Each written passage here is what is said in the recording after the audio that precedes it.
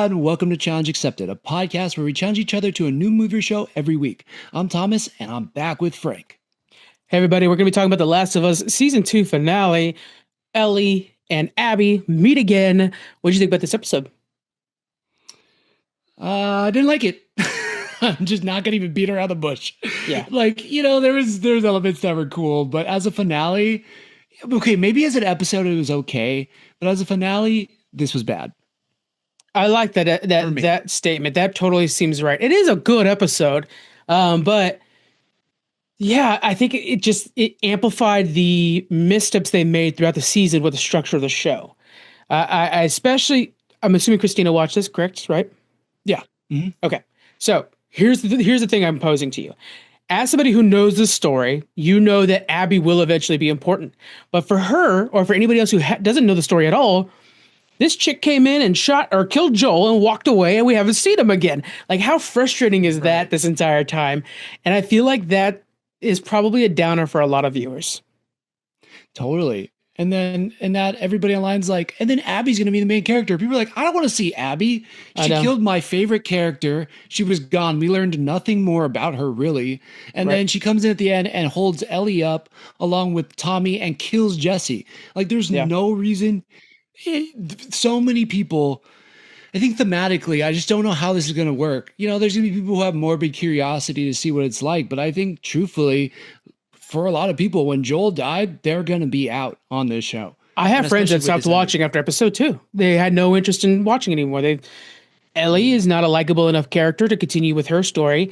Abby, frankly, has the better story, but they didn't show a damn lick of it. And Abby's butting up against God, I can't remember his regular name, but it's now I can't even remember his Jeffrey Wright, there it is. Oh yeah. Their confrontation's fun, but none of that's happening on the screen. So, you know, season 2 was a bust, I think, in my opinion. One of the things I had mentioned to you, and the more it bounced around in my head, the more it echoed, is they are truly asking for the viewers to just trust them. And you guys, you're a show that gave us a really good season 1, a season 2 that stumbled pretty quickly and had pacing issues and sometimes felt like it's all filler stuff. So you're asking us to trust you now for season 3, promising us that you'll give us another character that nobody is interested in except for Squeaks. Squeaks is super excited for Abby's story, but nobody else is interested in. And then it's like, well, okay, so it's going to be a year before that comes out. We have to wait an entire season, and then we'll see how that gunshot goes off. Then we'll have to wait another season to see the last 10% of the game. Sucks. Right. Wow. It's crazy. And they're also saying that last 10% is going to be split into 2 seasons possibly. And I don't know how you're going to do that. That's wild. That's not possible. Yeah. That's crazy. Right. But the other thing too, I mean, it's almost like a Disney Plus issue for me. It's like, why 7 episodes? 100%. You know, like with one more episode, they could have put an Abby one in there and they could have made us care about her more. But, you know, I also want to go back. This is heavily, we saw at the end of last episode, we got reconnected with Joel and Ellie, and that relationship and that dynamic, the counter that they have to each other is just so good. And Pedro is just so lovable, even when he's kind of a old school, rough around the edges, father figure type. Like, he's just so good.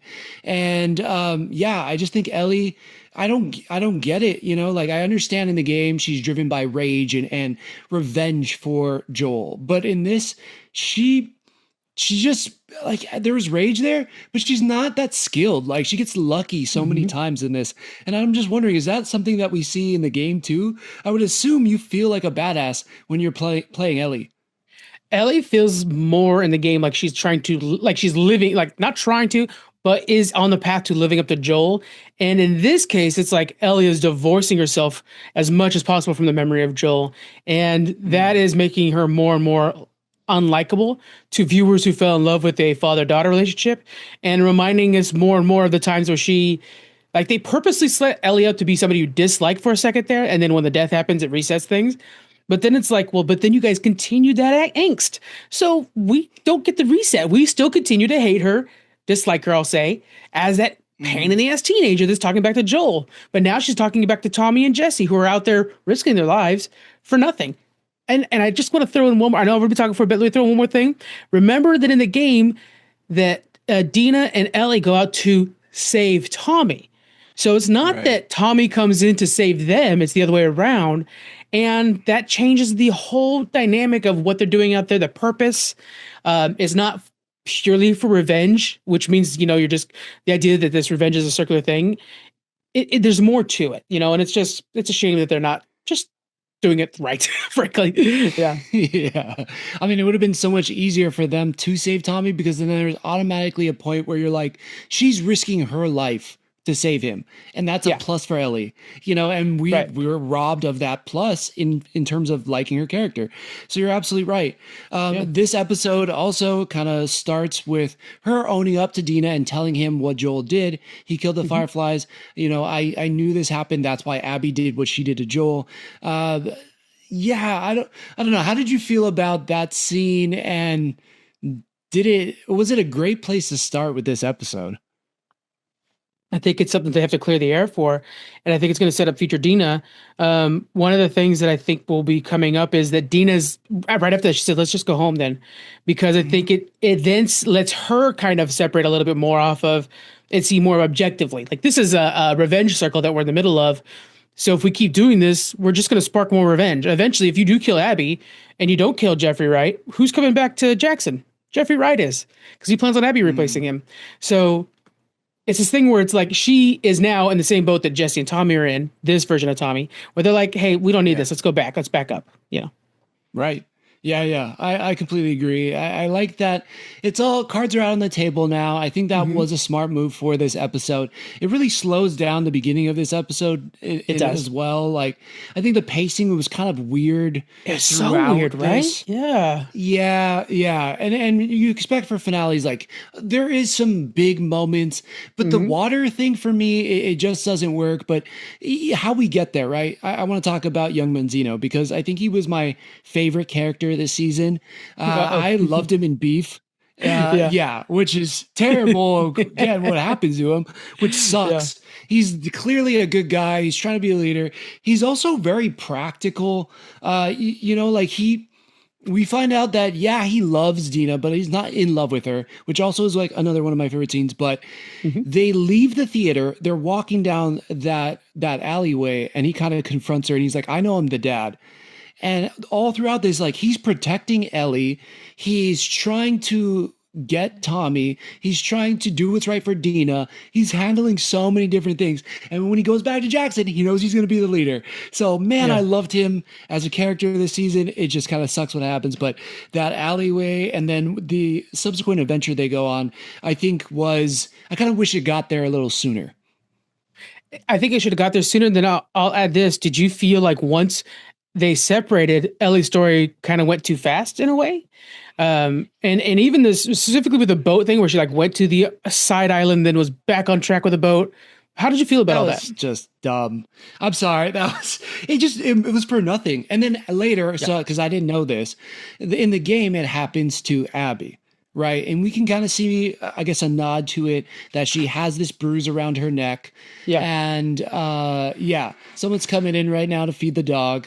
But we can also see that I guess it was supposed to happen to Abby, happens to Ellie. It just didn't make sense. One, Ellie takes this boat in a storm. Has she ever drove or like piloted? Absolutely not. It has never happened. There's no way. Right. Yeah. Gets knocked over, ends up on the island. Luckily, I mean, literally by the skin of her teeth, is saved. Then jumps back in the boat to try again. Like, what are you doing? Like, you got lucky twice here. And then you're like, no, I'm still going to go try to find Abby and sail across the thing to try to kill her. And I don't know who she's with or if she's with 100 men or whatever. It just was like, what is this? And then let's throw out the fact that, that was supposed to be Abby. So when Ellie's captured and she's saying, I'm not a wolf, she's right. But when Abby's captured and she is a wolf who has, spoiler warning, she befriends a few of the scars. There's a whole, that's kind of the key of their story is that she has these two scar friends that she's protecting. So that is so much more rewarding. And then when the explosions go off and it's Jeffrey Wright, who she's supposed to be replacing, that's leading a charge into the Scars territory, which is pushing beyond what the Wolves have ever done in the past. Like, oh shit, this means something. But when we put it in Ellie's suit with her whole thing is like, I'm not a wolf. And it's like, well, you're not. So Yeah, there's no point to this then. Yeah, it means Yeah. nothing to Ellie. The only thing it kind of shows us is how corrupted or brainwashed the scars really are. So much so that kids will tell them like, kill Yeah. that person, and you're like, look, Yeah. it was a horrendous scene that was only semi forgotten because of what happens when Ellie does finally get to the aquarium, and then she meets Owen and I forgot what the other Mel. girl's name is. Mel, Mel. yeah, Mhm. What did you? yeah, So and yeah, in that oh, moment, Ellie takes the shot. And this is very video game-esque, right? Where you're like marking names off a thing. Obviously, the last name will be Abby. But mhm, in that moment, when she takes that shot, and then we see what happens to Mel. The new thing added is the fact that Mel says, "Take the baby out," which is to me like I get what they're saying. Even Druckmann and I think his name's Craig said like mhm. the intention was to show like how much she's not Abby or Ellie, this girl Mel. But in that moment, I also thought like this is so impractical because what would Ellie even do if she pulled that baby out of you? She can't provide milk. It's not like you can go to Walmart and grab milk. You're dead. Right. Like the baby would die in her arms. And so it's such a situation where it's just like kind of a waste of storytelling. What was your thoughts on that moment? Yeah, I mean, I get what they're going for. Like, it's Right. supposed to be this mirror to Dina as well, and that I Of get it. But course. Yeah. man, it was just cringy for me. I mean, it really just kind of Yeah. was like, man, this is brutal. It sucks. It was a gut punch. So if that was Hmm. what they wanted to do, then job well done. But I don't know. I mean, and then after again, I kind of saw what happened in the game, and I'm like, that would have worked just as well for me. I Hmm. mean, this is it shows that her path for revenge is so great that she doesn't even realize that innocent people are getting killed and Yeah. more innocent people get killed. And yeah, I get that, but man, it just seemed so gruesome for I don't know what Yeah. reason. Maybe I think it works, but I'm just not a fan of it. Do you think Joel would be making these same decisions? Like, I think the idea is that she's trying to mirror that she is mirroring Joel, right? And we're going to continue this path that got Joel killed is the kind of thing that'll Mhm. eventually get Ellie killed if she continues just creating more revenge. Do you think Joel will be making these same decisions right here? I'm telling you, Joe probably wouldn't have killed both of them, but I don't know. I Okay, we don't know what happened with Joel when he was in the Fedra area for all those years, and we're made to believe that he was this terrible person, right? That he Yeah, he was was a killing smuggler and people and he was stuff. surviving, Yeah. right? We're meant to believe that, but um, I don't know, just something about it, just it felt that felt like from a place of just survival. And I think Hmm. when you see someone who is just trying to survive in a situation that's unprecedented, people don't normally have to live through those things, you kind of can let it slide a little bit. And granted, I know Ellie's still in the apocalypse, but it was all her choice. It was her Yeah. choice to leave Jackson. It was her choice to, again, she takes the boat out. She gets stopped by the scars. She's like, I'm going to keep going. Takes the boat again to the Yeah. other place. It's her choice to get into the room. It's her choice to confront those guys. It's like all of these things are on her. And Hmm. so it becomes, I think, a little bit less palpable because you just are. Why do you keep doing these things that are horrible? And it just never came across to me that she's so driven by rage she can't think straight. It's like Yeah. there's especially with the pacing too. There's so many slow moments where she even wonders if she's doing the right thing. And then when you Right. get to those revenge filled moments, it's like, why do you have such a heel turn? It's like anybody who has the opportunity to think logically and be like, hey, my girlfriend is telling me we should turn back would probably turn back Hmm. because the risk is way, way, way greater than the reward. So I think it just becomes a harder pill to swallow with Ellie as opposed to Joel. And That I think is a point that yeah. I think I'm going to try to make is I think Joel does make these moves, same decisions, but for some reason Mhm. I feel like I would forgive Joel more than I do Ellie, and here's why. Specifically with the TV show, I think there's a way they write her, and we have talked about this in the past.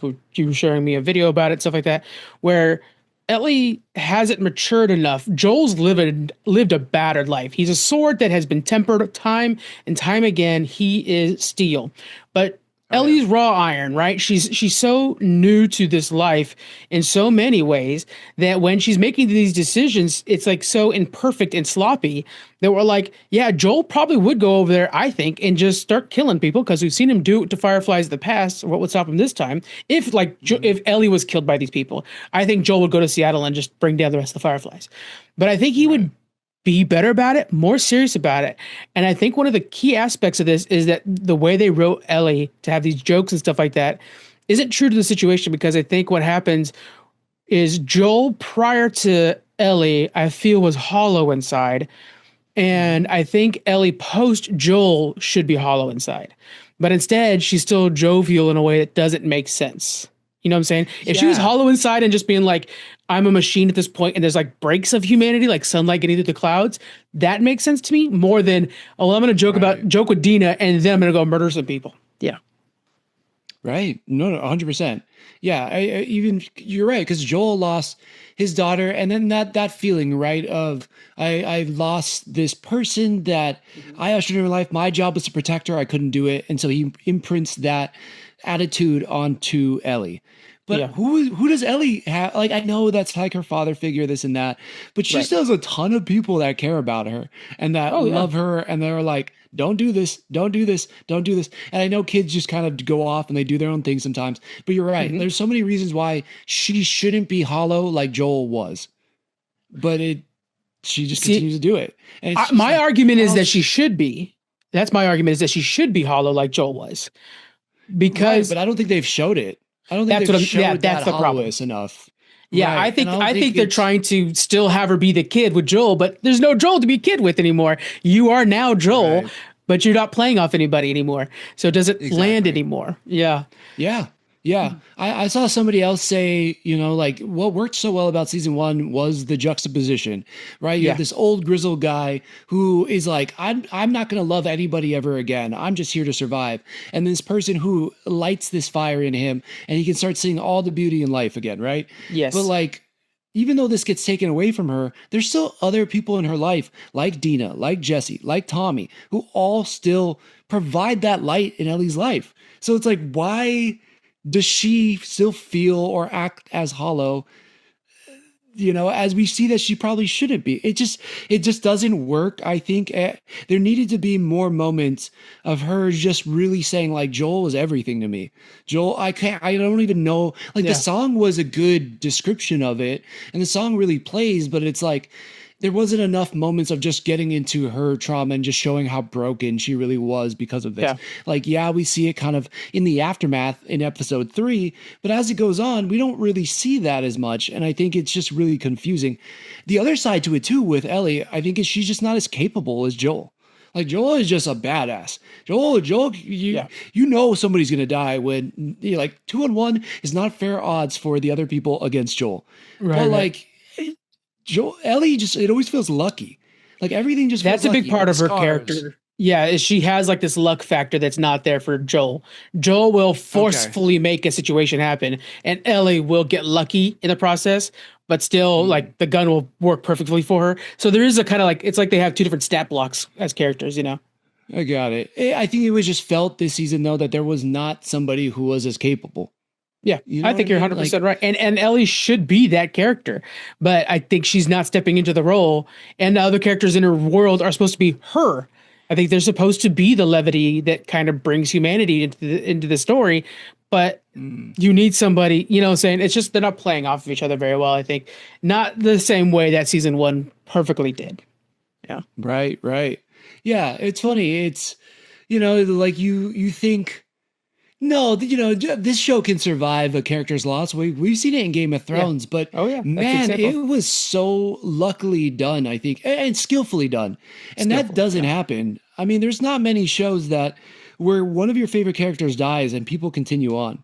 Or, I mean, characters leave. Like, The Office is never the same without Michael Scott. Sure, there's some good episodes in there. Sure, there's some funny ones, but like, it's not the same show. And this is the same feeling, kind of, so much so where I think they're probably going to rethink. I already saw an article from Culture Crave that was saying that Joel's probably going to pop up in at least one episode next season, and I just can't imagine him not doing it, because I think the show's screwed if he doesn't. They need to have him somewhere in the advertising. If not, you're going to be in trouble. And especially if the advertising shows all Abby, a character that's not even liked by the video game players, sadly. Like I say that sadly because of how they treated the voice actress. But we'll see how it goes. I don't know. Do you let's I truly liked this show. I even liked this episode, and I hold it to a higher standard than I do a lot of other shows that I watch. So it's hard because it's like I expect you guys to be this good, and you're down here, which is still beating, I don't know, fucking Home Improvement or something. Right.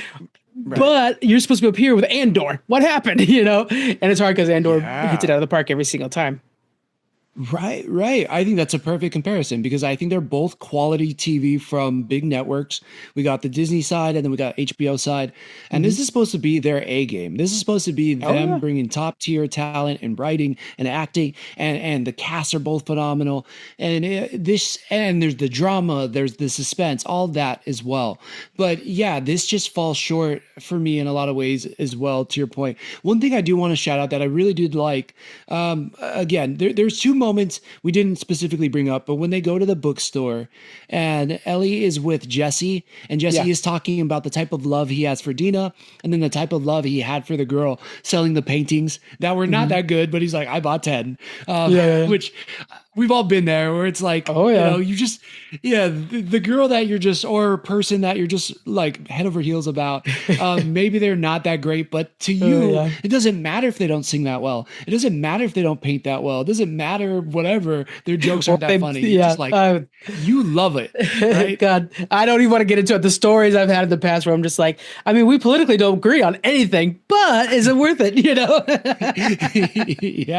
Yeah. Start doing that math. I just love that description of love and then how it kind of frees up Ellie to be like, no, I see the way you look at her, which is different than the way that I look at her. And I see the way she looks at you, which is different than the way she looks at me. And it's like, all right, that's kind of cool. It was a great discussion. And then the second part was when they get to the kind of broken down building and they're overlooking the water, is the discussion of community. And I thought that was a really kind of fascinating conversation, thinking about how we do it even in our real lives. We put ourselves in these communities and we think, well, my community's right because, this and this, and we convince ourselves of things that are right. I thought that was just a really uniquely done conversation. It was kind of an eye-opening conversation, I think, for me. And I think it's going to fall on deaf ears because of this episode not being received so well. It's getting panned critically. I actually, so much so I would like to kind of highlight some of the pluses for this season and this episode. And I think Seattle was portrayed quite well in this show. It's this constantly raining environment, dark. At first, when you think, this whole show is going to be taking place now in one city, it does sound kind of like, how's that possible? Not only that, one faction is going to be basically in a park. But then once you see it play out, you're like, yeah, this city is quite vast. And it does kind of create a little pocket areas of interesting things going on. I think that's a testament to how well they did with the actual setting for this. And even the CGI, I think, holds up quite well. I was pretty happy with all of that, if I could think back. Totally. I agree. I think the settings this season were phenomenal, too. I mean, Jackson, again, episodes 1 through 3 were so good. The wall, the battles, it felt like a medieval battle in modern day. That was so dope. But like major cities that don't get a lot of love, I think are always so cool to see. It's what worked really well. I think about The Walking Dead being in Atlanta was like, wow, like we never see Atlanta kind of displayed in this way. Seattle was one of those cities too. And I love being there. My dad grew up there. That's where all my sports teams are based. It's split between Seattle and San Diego. We saw your stadium this time finally. Lumen, let's go. But it's a pretty big city. There's a lot of big buildings there. There's some cool parks. There's some cool features in that city. It's beautiful, right on the water. I think all of that was portrayed really, really well. And you're right, like seeing it kind of overgrown because of how much rain is there and everything it makes it a little different than other big cities you've seen when they fall apart, like LA would be. I mean, that was just, it was cool. Yeah, it's like the Earth's taking it back faster than other places. They did a really good job with it. Quote that. And then even with like the characters and how they're performed, I think Ellie's like when we're talking about Ellie, I think some of the slips that we're seeing there are not Bella Ramsey slips. I think they're in the writing, the dialogue that they're given to say. But I think like especially the moments that are heartbreaking, or even the parts that are conflicting, like that moment when Ellie wants to go out and save that one kid that's getting taken away by the wolves, and she's sitting there kind of arguing with Jesse quietly. That feels real to me, and that decision to just go feels real to me. And it's like Yeah. a clear-headed version of Ellie that's not clouded by the Joel of this situation. And I think that's all being portrayed very well through Bella Ramsey's performance. I think so. Yeah. Bella did a fantastic job. You're right. It was just some of the dialogue was cringy. Yeah. I think Bella gets across, especially the scenes with Dina, I think are actually really good. And then the scenes with Jesse are really phenomenal.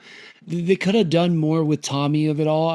From what I understand, Tommy got really cut and clipped this season. It's And wild that's how a much he huge got cut. disservice to Yeah. this.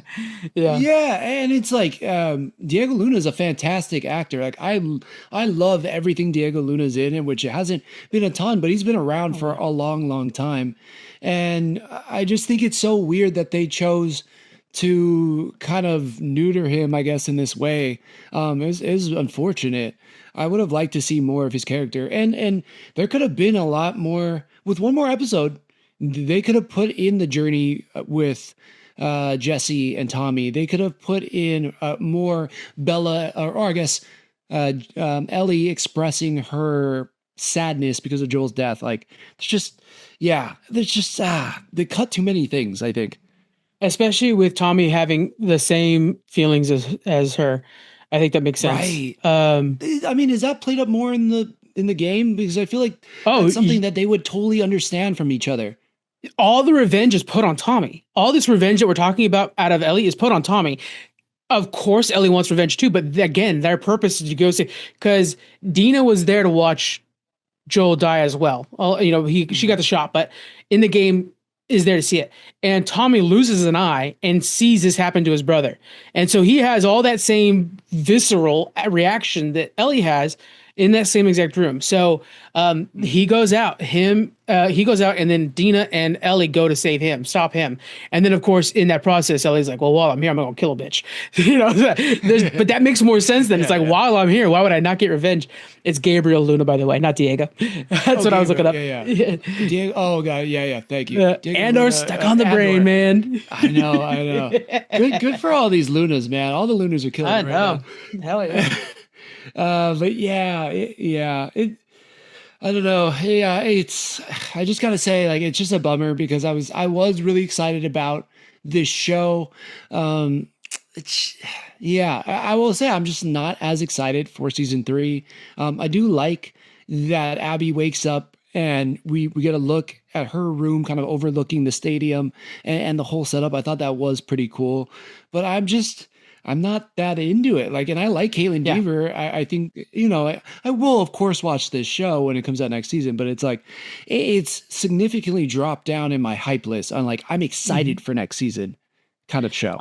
I agree. It has definitely dropped down, and especially with them even announcing the idea that they're going to focus on Abby, a character I feel is not as fun to watch, But the story is good. I know that the show is asking you to trust them. I'm telling you, it's worth trusting them if they follow the story with it that's available to them.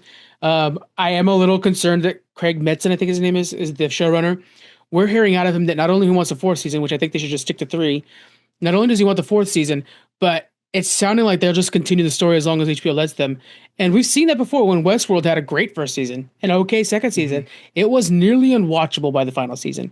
So, and that was done with Nolan. So, I mean, you can't trust everything. It could become bad real fast. So. Yeah, I couldn't even get through that 2nd season of Westworld, and I loved season 1. I thought season 1 was perfect. So I watched it all, dude. Did you? Fucking brutal. Yeah. I mean, congrats. Things can easily implode, and I think people probably feel that way about the last season of Game of Thrones. You got to know when to cut it too. And I don't know the ending of The Last of Us Part 2. So, you Yeah. know, maybe there's a lot of ways you can go. One thing I was thinking about, which I actually was bummed this season, was that we didn't get a Bill and Frank episode. So just showing people existing in this Yeah. world. Did That's we get interesting. one? I would say that the Right? Joel and Ellie episode took that role, where it was just them existing in this world and with like time jumps, seeing what it's like to live day by day in the world. But it was two characters we knew already. It wasn't just some random two people. Right. I think this show could have benefited from that. I mean, Yeah, again, we got 7 episodes with an that's eighth wild. episode, just at least painting the world in Seattle, even if it was a little note that Yeah. Ellie finds in the video game that hints to somebody. Like, I think that would have been cool. Like, we kind of got touches of it in the intro, seeing Isaac Hmm. like bomb his whole squad, you know, and then join the WLF. Like, yes, but like there, that brought so much pathos and emotion to season 1, and it was just a beautiful story. It was a pocket story Yeah. that didn't really have a lot to do with the main show, and that when Ellie and Joel get there, you just like felt this, like, even if they didn't realize all of what happened between these two men and their love, it just like it just crushed it. And I just feel like this season could have used something like that. In a way, Eugene was part of that too, because Eugene was just a note in the game, and then we got to actually see his That's death and Joel true. killing him and stuff. So there's a little bit there. But you're right. I Yeah, mean, that's just true. more episodes. Just give us more episodes. I would like to see an average day in Jackson, like the day to day of getting ready and stuff like that. Not everybody's going out on these runs that we're hearing about. Just go through Yeah. like what the town is going through or something like that would be fun. So Yeah. missed Yeah. Day in the opportunities. life with Gail. Like, where's Gail growing all this wheat? How's she brewing that beer? She's Like, having the best damn life. Gail today is better than many of, or Gail in the apocalypse is better than many of us today. yeah, She's doing that's all true. right. Oh That's man. so true. Yeah. So yeah, I think that this season there are moments of you're like, oh, I can see the greatness in it. Again, there's fantastic actors in this show. The dialogue is spotty for me. The pacing is spotty, and then the cohesiveness of this season is spotty too. And there should have been more Tommy, more Abby. Yeah, I agree with you. I know that we have at least a year wait for the next season, which is crazy because there's only 7 episodes. Like, where's the rest? But hey, we got more shows coming up, and we'll be covering them here on Challenge Accepted. The next one, I'm pulling it up right now. I think the next one for us is going to be Ironheart. Oh, okay, yeah. I low expectations for that one. So I'm looking forward to being surprised. yeah, Is what I'm saying. exactly. I mean, I will say, yeah, I had zero. I was near zero expectations for Agatha. I was like, I'm just happy to Yeah, have a Marvel show, great example. and that surprised the hell out of me. I love that show. Mhm. So if Ironheart is 1/4 of that type of show, we are in for a good time. And I've missed the Iron Man of it all. I've missed that kind of just yeah, the suit of armor, the cool CGI that we got from RDJ. You know, it's like I'm not expecting that character to be Tony Stark, but just at least some of that action, I'm here for it. Yeah, I'm going through the list right now. It looks like it is going to be just Ironheart. And then we're going to be challenging each other to different movies throughout the next month, of course. Next up is going to be Galaxy Quest. Join us in on that. And then if you guys have any recommendations or suggestions, please let us know. We would love to hear from you guys. I know that with we're gonna have a lot more. It's kind of nice timing, frankly, that we don't have back-to-back shows again because we have a lot of movies coming out, and we're gonna be doing very good about giving you immediate reactions to movies. So just keep an eye on our social medias right here on the channel. Make sure you subscribe, drop a review, and and we'll have something for you all Please the do. time. Yeah, Oh yeah. Yep. This summer's gonna be wild, people. Stay tuned. it is. It really is. I got my Superman shirt. I'm ready to go to the movies. I see that. It looks good. Hell yeah. All right, guys. We'll see you on the next one. Bye. Aloha.